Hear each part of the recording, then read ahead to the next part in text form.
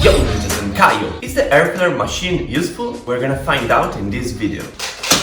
First of all, I tested the Airflare machine after learning the Airflares. And the first time I tried Airflares on the Airflare machine, I figured out that it was very hard for me. Actually, the first time that we tried the Airflare machine, we figured out that those who could already do Airflares, like me and my brother Bestia, couldn't do immediately Airflare in this machine. Instead, some other people who couldn't do Airflares, they learned Airflares on this machine pretty quickly. Instead, for me, it was kind of like readapting the movement to the machine, relearning it. Why is that? The main reason is because I was trying to kick my legs and pushing my hips during Airflares on the machine, but actually on this machine your hips and your legs are not really supposed to kick that much, and you're not supposed to bounce your hips. Instead, you just have to keep the legs wide and straight and move them a little bit, but it's mostly about the arms and the upper body on the machine. Instead, when you do regular Airflares on the floor,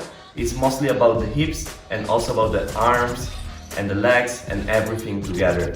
So the main thing when I do regular Airflares without the machine, when I jump from the right hand to the left hand, I bounce my hips up or sideways. So I jump and then I land with my hips higher on the left arm and I move my hips. Instead, in the Airflare machine, my hips can't move. So the feeling is very different. When you use the Airflare machine, you cannot bounce the legs and the hips up. And this is very crucial to learn Airflares. But it's not possible to bounce them up because your hips is stuck. The only thing you can do on the machine and that you can learn from the machine is to jump from one end to the other. But even the jump feels a little bit different because since you're hanging from the hips, the feeling is kind of like doing an ab almost, an ab exercise. So imagine that now I'm using the Airflare machine. It's kind of like doing this and going forward by using your abs and by using, I don't know, the upper body to do this movement. So you jump and you do this and then you go down again. So it's kind of like really doing abs with the Airflare machine.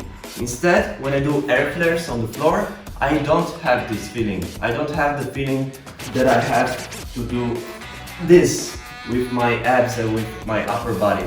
I just have the feeling that I push up my hips and my legs and I just jump to the other hand. So yeah, the feeling is very different.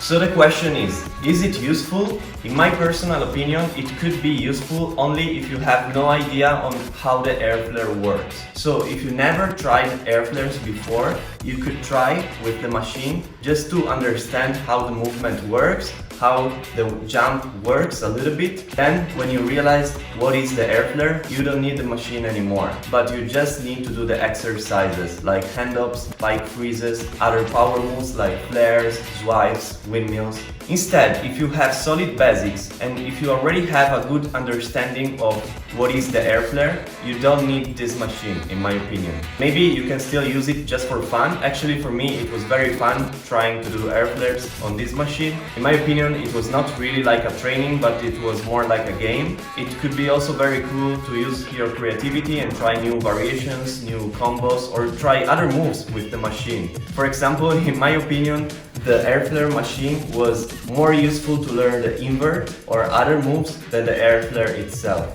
So I think if you can afford the machine and if you want to have fun, go for it because it's fun, and maybe you can try to be creative and try not only Airflares but other moves, and you can even try combos. But if you want to have the machine to learn Airflares, I think it could be not that useful. Maybe if you are a real beginner and if you have no idea on how the Airflare works, I would recommend you to learn the basics first, to learn hand-ups on both sides, to learn air freezes on both sides. I know that people want a hack, people want to learn things quickly and maybe they think like the machine is a hack to learn Airflares faster, but I think it's not the case. When I do Airflares on the machine and when I do Airflare on the ground, it feels like I'm doing two completely different movements. So again, don't go for it if you want to learn Airflares, but go for it if you want to have fun and if you want to try other moves as well. Remember, this is just my personal opinion. I also never met someone that learned the Airflare only by using the machine.